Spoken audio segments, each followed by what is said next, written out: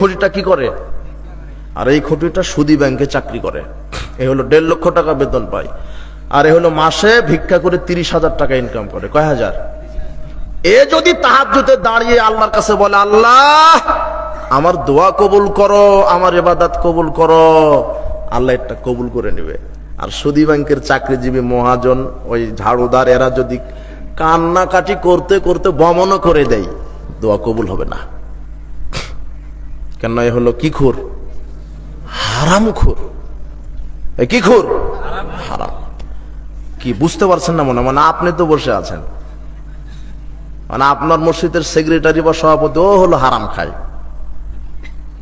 ও হারাম খুর, ও ফজরে সালাত আদায় করে না, ও হলো মসজিদের সভাপতি অথবা সেক্রেটারি, ও গাঁজা খায়। আর ওর বিরুদ্ধে বক্তব্য দিলে বলে ইমাম চলবে না, হাঁটাও। ওর বক্তব্য তো ব্যবসা।